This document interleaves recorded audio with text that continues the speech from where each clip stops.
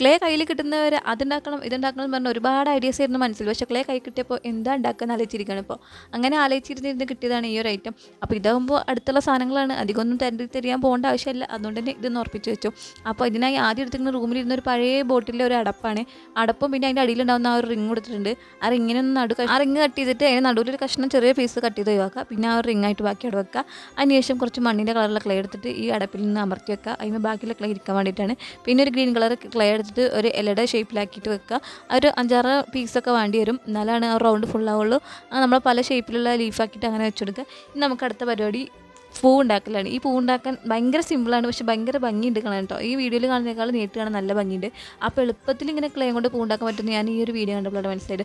നിങ്ങളൊന്ന് ട്രൈ ചെയ്ത് നോക്കിയേക്ക്. നിങ്ങൾ നീട്ടിയിട്ട് അതിനൊന്ന് പരത്തിയേക്കുക. പിന്നെ ഫസ്റ്റ് ഒന്ന് ജസ്റ്റ് മടക്കി കൊടുക്കുക. പിന്നെ അതിന് ശേഷം ഒന്ന് ട്വിസ്റ്റ് ചെയ്തിട്ട് മടക്കി കൊടുക്കുക. അങ്ങനെ വീണ്ടും ട്വിസ്റ്റ് ചെയ്ത് നമ്മൾ ടിഷ്യൂ പേപ്പർ കൊണ്ടൊക്കെ ഈ ഫ്ലവർ ഉണ്ടാക്കലുണ്ട്. അതേപോലെ ചെയ്യാൻ, പക്ഷേ നല്ല അടിപൊളിയായിട്ട് ഭംഗിയിൽ ഫ്ലവർ കിട്ടുന്നുണ്ട്. ഞാൻ അങ്ങനെ ഒരു 5-6 ഫ്ലവേഴ്സ് ഉണ്ടാക്കി എടുത്തിട്ടുണ്ട്. പക്ഷേ ഒരു 3-4 ഫ്ലവേഴ്സ് ഉണ്ടാക്കിയിട്ട് ഞാൻ വെച്ചെടുത്തപ്പോൾ ആ കൊട്ട ഫുള്ളായില്ല. അതുകൊണ്ട് ഞാൻ വീണ്ടും ഒന്ന് എക്സ്ട്രാ ഉണ്ടാക്കിയിട്ട് വെച്ചെടുത്തപ്പോഴാണ് ഒരു ഫില്ലായിട്ട് കിട്ടിയത് കേട്ടോ. പിന്നെ നമ്മുടെ സോയിൽ ക്ലേ മറ്റേ ക്ലേ പോലൊന്നുമല്ല, ഈ എയർ ഡ്രൈ ക്ലേ പെട്ടെന്ന് ഡ്രൈ ആവുന്നുണ്ട്. ഇത് നന്നായിട്ട് പ്രോപ്പറായിട്ട് എടുത്ത് വെച്ചില്ലെങ്കിൽ എളുപ്പം കട്ട വന്ന് പണി കിട്ടും കേട്ടോ. അപ്പോൾ ഞാനൊരു സൈഡ് നന്നായി കവർ ചെയ്തിട്ടുണ്ടായിരുന്നില്ല. അതുകൊണ്ട് തന്നെ ആ മുകളിലുള്ള ഭാഗങ്ങളൊക്കെ കട്ടായി പോയിട്ടുണ്ട്. അപ്പോൾ എനിക്കൊരു നഷ്ടം ആയി പോയി അത്. അപ്പോൾ അതുകൊണ്ടാണ് പറയുന്നത്, നന്നായിട്ട് പ്രോപ്പർ ഇത് കെയർ ചെയ്ത് വെക്കണം കേട്ടോ. ഈ എയർ ഡ്രൈ ക്ലേ ഒക്കെ അറിയാത്തവർക്ക് വേണ്ടിയിട്ടാണ്, എന്നെ പോലുള്ളവർക്കാണ് കേട്ടോ, അല്ലാത്തവർക്കല്ല.